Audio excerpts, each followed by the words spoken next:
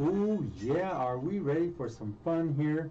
Yeah, we are. We're ready for a good time, and we're live in the studio, and you can catch us on both cameras. Man, look who I have sitting right next to me, Miss Sylvia Waller. So those who are watching on the international camera via YouTube, Twitter, our Facebook page, our website, you can catch the restream. It's going everywhere right now. And then the other ones who want to catch us here live on our Facebook page, you're more than welcome to. And this is what I was talking about, how it loves to just hang up on me. It really pisses me off.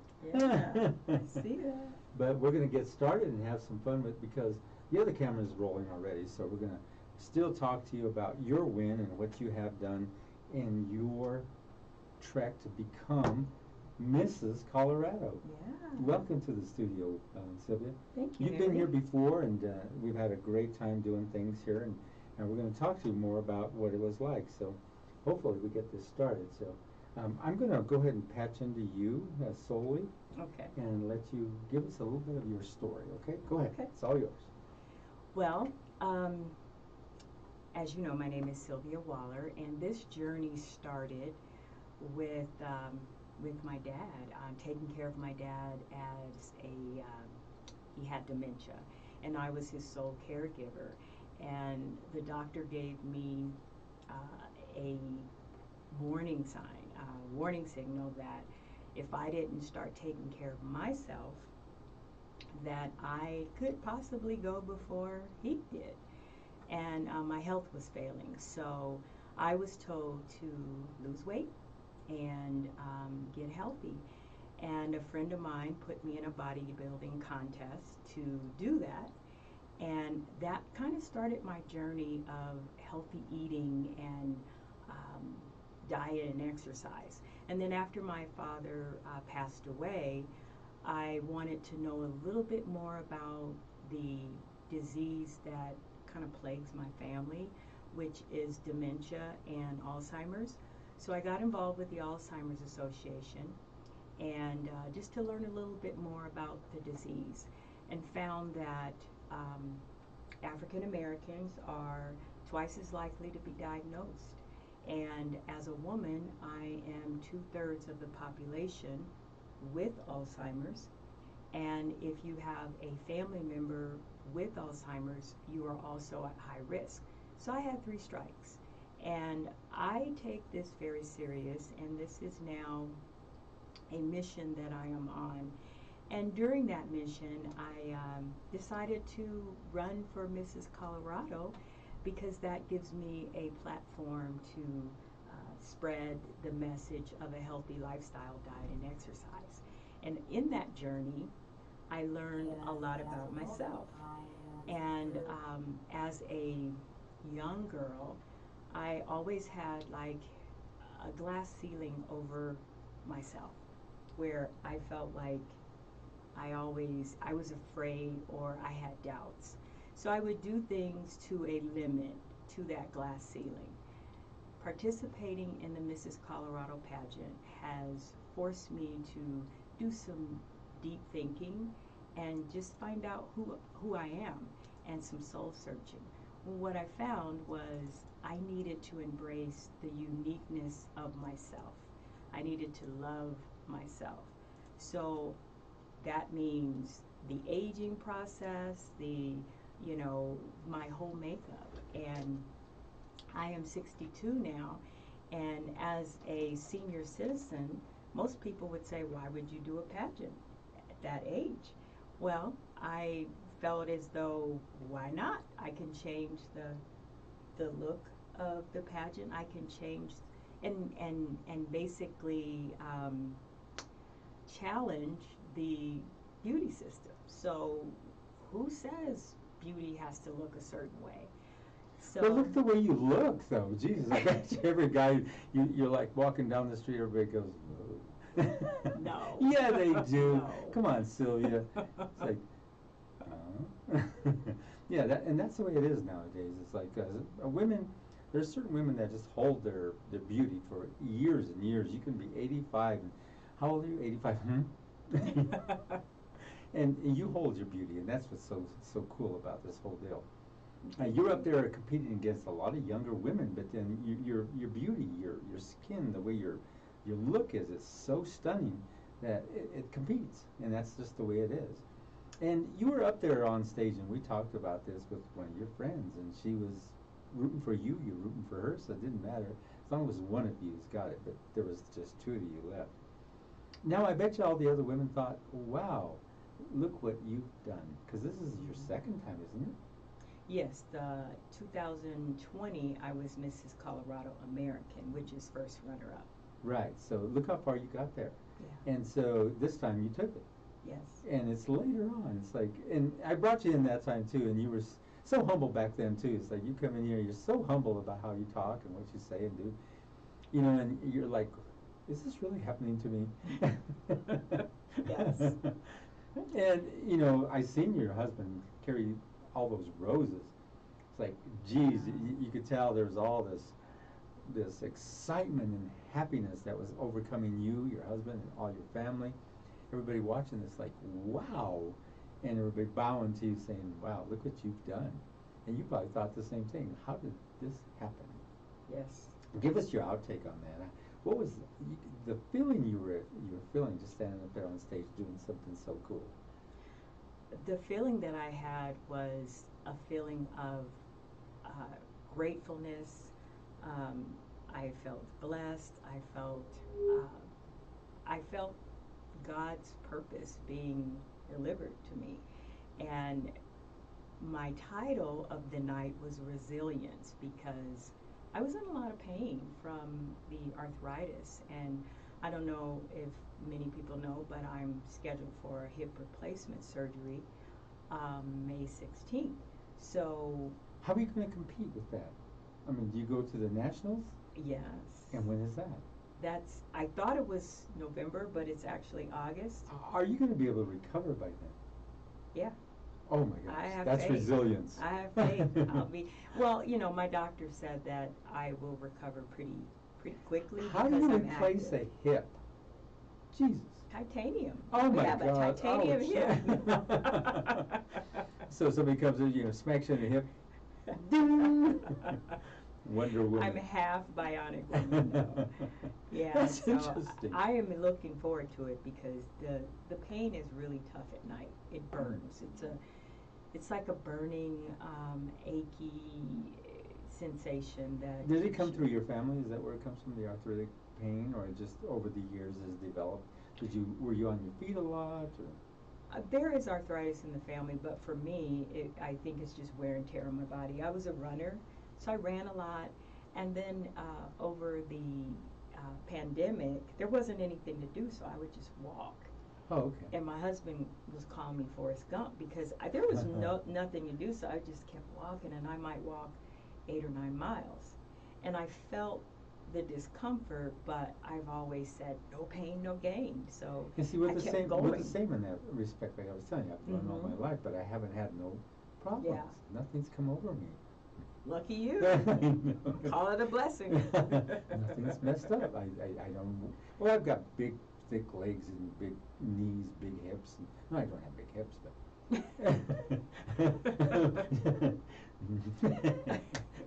Okay. Well, I have to have an icebreaker there somewhere. But, you know, knowing that we both do this kind of thing, I know what it's all about, because it did affect my feet because I was wearing poor shoes. Mm-hmm. And that flashinitis got a hold of me, which that can really mess you up. Yeah. But once I switched to really good shoes, gone. And so it's got a lot to do with doing it a lot. Like you said, if you ran a lot, you're having a lot of pounding going on. Mm-hmm. And the whole body takes a pounding from your knees all the way up to your hips. Yes. And do you feel like that was part of the cause? Oh yeah, that was part of the cause. You know, I have arthritis in my knees as well from running for so many years, Mm-hmm. but the hip situation I think was from walking. Well, tell us about your running. Were you good in the 5Ks, 10Ks, or long distance? I ran track and AAU, so like when I was 12 and in high school, and I was more of a sprinter, so Whoa. I got hurt, but I ran, back then they called it the 200-yard dash. So you knew how to run away from the boys, right? Yes. There he comes, yuck, boom. Where'd she go? The 220-yard dash, that's what it was. And then the 100-yard dash. So, but now my kids ran. I put my children in track because that was my sport. Yeah, and you knew all about it. You knew what it was about. And I love you and I both love to run. Yeah. We run all our lives, both of us. And I used to be in track and cross country and all that fun stuff. And I know what it's all about. So, it's like it keeps your body very healthy. But like you said, it could take its toll on you. Hurt your legs, your knees, your hips and stuff. But there's tips and tricks on how to eat right, how to exercise, how to stretch and do all your stretches. But eventually, like you say, as you get older, it catches up. It just catches up, no matter what you do. Yes. I mean, it's just, I look at it like an old car. But you're not an old-looking car. You gotta replace the parts at some point. No, but you're like this stunning beauty. Okay, so you can say all you want. It's like, okay, look at that car.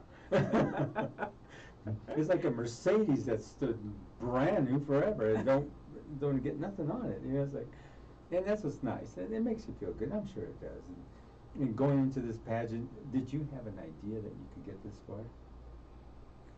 No. Well, I always leave the door open. I pray about it, and I always said, well, if whatever's for me is for me. So, and if this was for me, but you then had God some would thought. see it. You had some thought.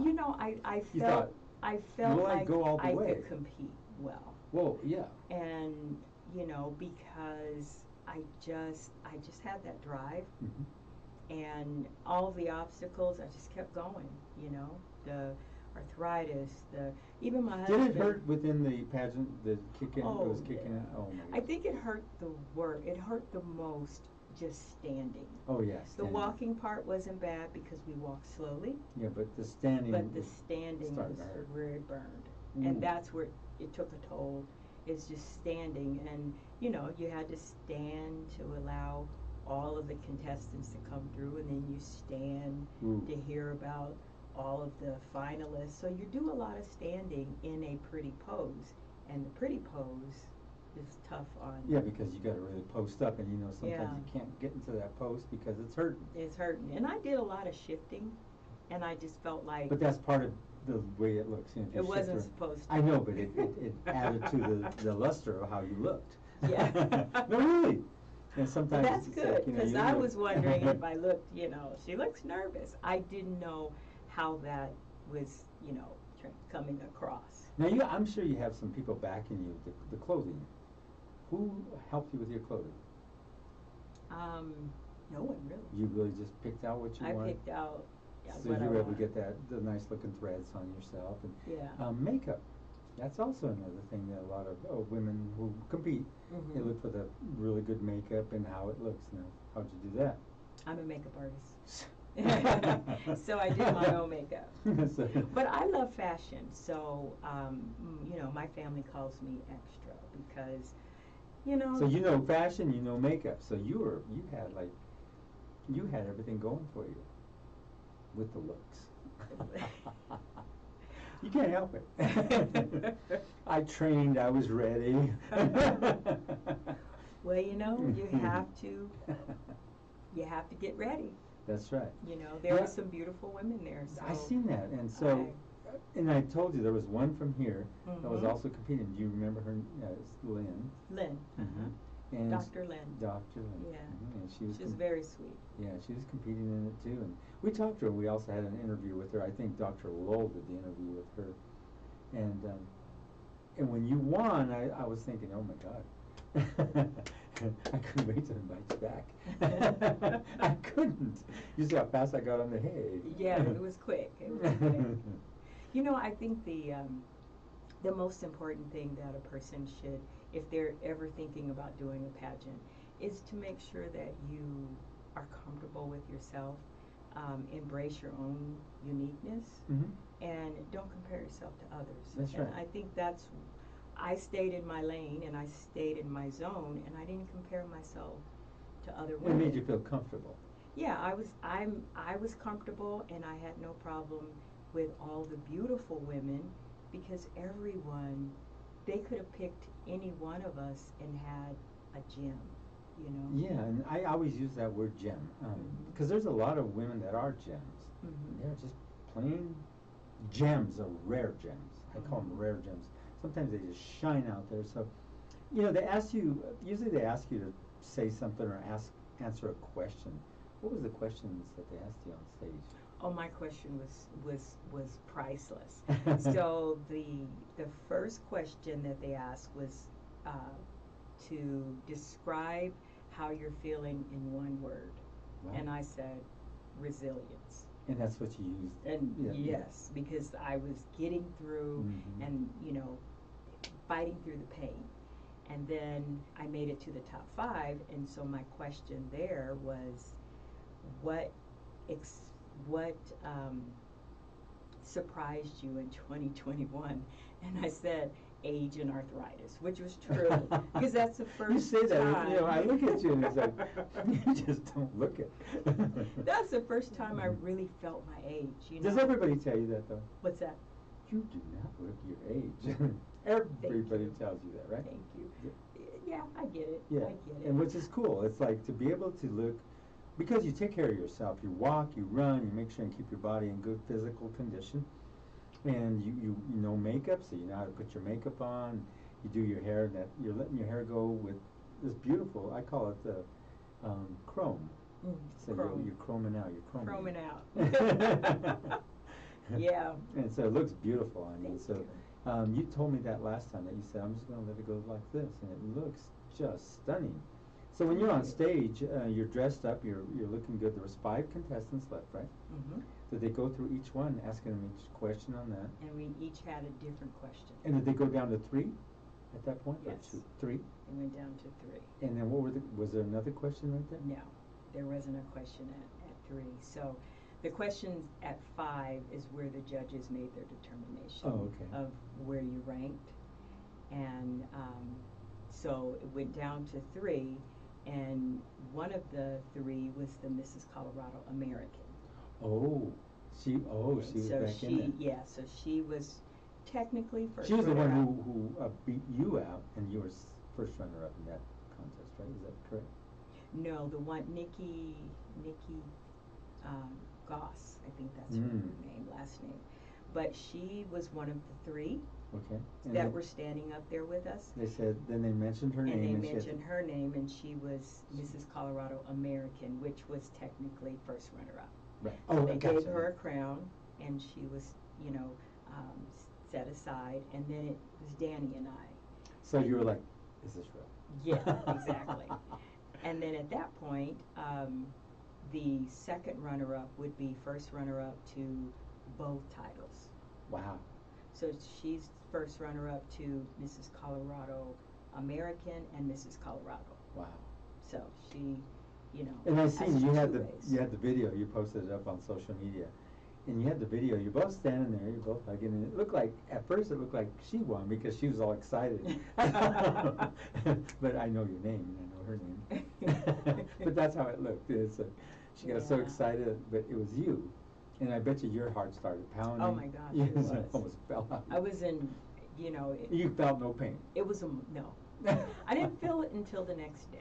I was kind of in a zone, you know. You could not believe it. Yeah, it didn't settle in for a couple days. Wow. Yeah. And there I was. Hey! Yeah, it didn't settle in for a couple days. I even got up and went to church the next morning and danced. Yeah. Did you really? Yeah. And dance? And then Sunday afternoon, I was totally depleted.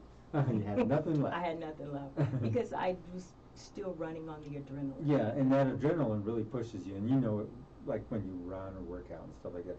Adrenaline pushes you, and especially in a pageant of that nature, and you're competing, and there's all these other women right there. It seems like they're right there with you. They're just so close, and it's just like there's no, like, especially if you run. If you're a runner, you know that seconds mean a lot. Yeah. Like 10 seconds. I beat her by 10 seconds. Well, that's nothing. Yeah, it is. Yeah. 10 seconds. And then there's a thing called pageant hangover. Oh, really? What does that feel like? Well, that's when, you know, you're high on it, and then you come down. You know, you you come down. And it happens to the winners, it happens to those that did not bring home their, it just happens the day after. And do you think a lot of these women really get bummed out because they didn't get as far as they thought they would? You know, sometimes Can you see it in some of them? Yeah. They tried so hard and they did so much and they like got nowhere. But they shouldn't feel that way, because, you know, when you go into a pageant, your first goal is to just be your best. Be the best you can be. And then at that point, everything else is left up to the judges. So just because the judges picked, like I mentioned to you before, the roses in the garden, and everyone in the pageant is a beautiful flower in that garden. And just because the judges wanted a red rose, it doesn't mean that the pink rose isn't less of, so But you're so look at humble. it that way. And I've known you for this, being so humble. And just the way you speak, you're eloquent in the way you speak about this too, just like you're saying it right now. Mm-hmm. Your analogy is roses in the garden and the different colors and the way this one's just as beautiful as this one. You're speaking so eloquently, and that's probably another driving force, I think, when they heard you speak on stage. The judges recognized that. They said, whoa, 100. No, really, Sylvia. It's like, don't you think that's the way the judges judge you from the way you speak eloquently, the way you stand eloquently, the way you present yourself, and they looked at everything, I think. And they seen something special in you this year. You were just shining, and there was nothing nobody could take away from you. Shining like a bright star. And I bet you feel really good about this, and you think, well, all these other women have to go home. Well, I didn't win. I don't know why she got Hopefully they didn't do that. I know. Hopefully they didn't do Well, that.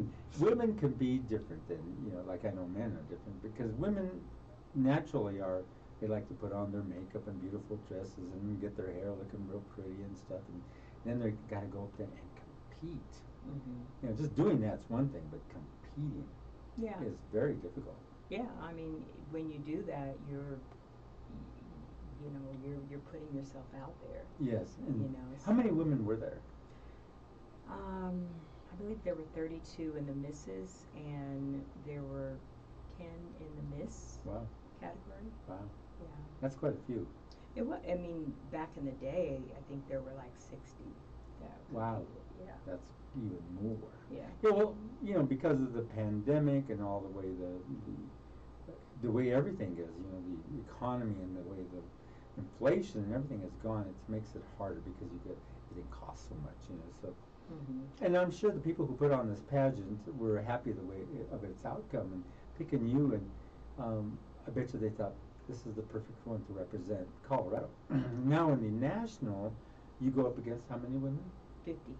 50 from every state. Yes. Wow. And how did you do? Have you been there before? Yes. And what do you think that's going to be like this time? Now I know what to expect, and I know what to work on. So, because once you're there and you have the experience and you go back, like you said, you know how to just make sure and take care of those areas that you missed on the last round. And so what were some of the areas you think that you'll change on going to the national? I think what I saw was the national